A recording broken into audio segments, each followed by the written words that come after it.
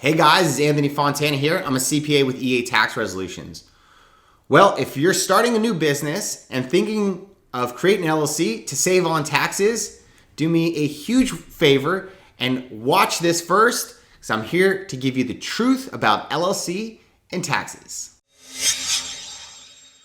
All right, so we're gonna hit this off with a bang. Number one, first and foremost here, okay? You have to understand an LLC is a legal entity, okay? And here's the disclaimer.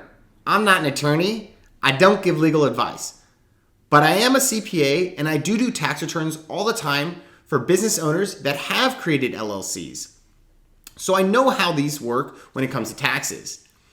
And we're going to continue saying this throughout the video, but again, an LLC is a legal entity. And as a legal entity, you are set up with the state. Okay? And you have to understand that there is actually no federal income tax returns for LLCs. They just don't exist. You won't find it out there. As tax professionals, we call LLCs disregarded entities because, again, there is no federal income tax return for an LLC.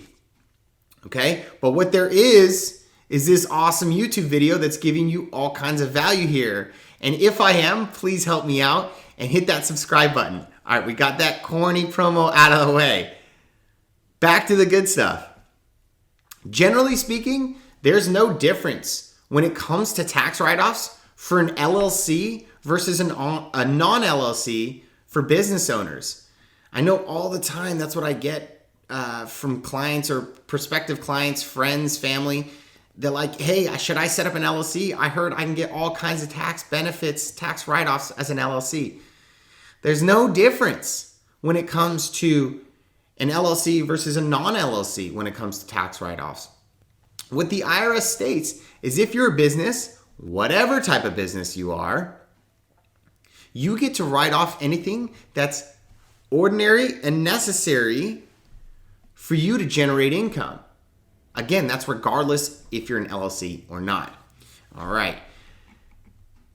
Now, as a disregarded entity, like I said before, an LLC elects how to be taxed with the federal government. Now, if you're like a lot of people I know, you went online and maybe LegalZoom and you created an LLC there, and maybe you didn't make the election.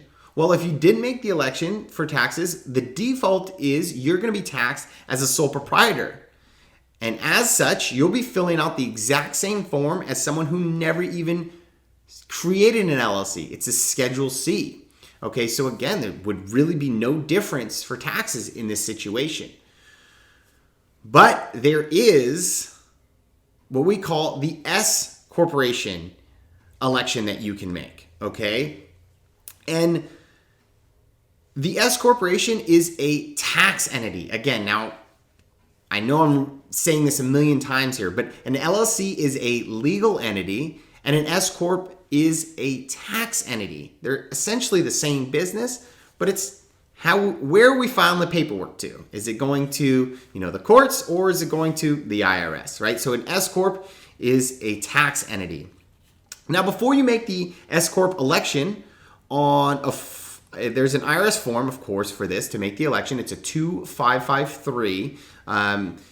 Before you make the election, there are a lot of factors that you want to consider to make sure that this is actually going to be beneficial for you. Some of the more important factors you want to consider are your net income, the fees and taxes that the state is going to charge you for setting up the LLC, the expenses you're going to have to pay for payroll, because as an S-Corporation, there is the requirement to run payroll, so there's an expense for that. Retirement contributions are generally lower for S-Corporations versus non-S-Corps. And last but not least is the fee to prepare tax returns, right? A guy like me that's going to prepare your S-Corp, or if you want to do it yourself, TurboTax, right? They're going to charge a fee as well, which will be different than if you're not an S-Corporation, because that is a separate tax return than your individual return. Now, I have an old video that goes into more detail how the S-Corp actually saves you in taxes. But generally speaking, the S-Corp is set up to save on Social Security and Medicare tax, which would be 15.3% of the net profits. That's income minus expenses, net profits of your self-employment income. And that is, you'll have to understand, is separate from the ordinary income tax, which is the normal tax brackets that you see, the 10, 12, 22, 24, 32, etc.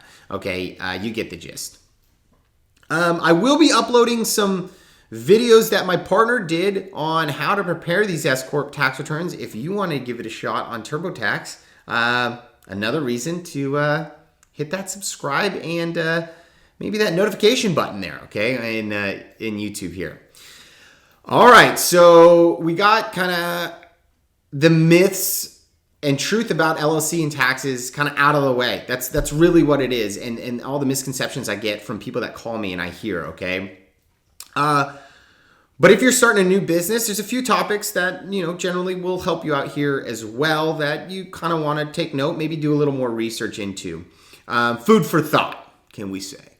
Number one, the biggest tax savings for business owners is to track your expenses, i.e. bookkeeping, okay? This is boring stuff, but I do have a separate video on this, so be sure to check that out. I would say that's your most important thing for tax purposes if you're a business, is to track your expenses and do the books. And number two, there's quarterly tax payments you're gonna have to make as a business owner, okay? If you've been employed, which most of us have been, right? You know that your employer is taking out taxes out of your paychecks every time you get paid. You're not getting the full amount that you thought you were probably going to get, okay? Because taxes are getting taken out.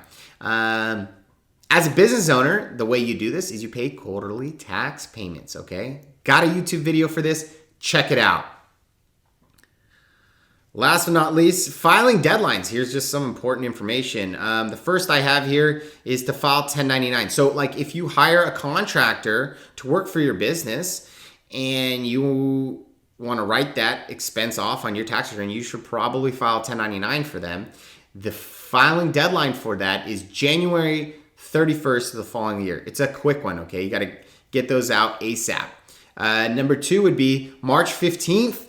Is the deadline to file any S-Corp or partnership tax returns. Again, March 15th is the deadline on that one. And then everyone knows this one, but April 15th is the deadline to file your individual tax return.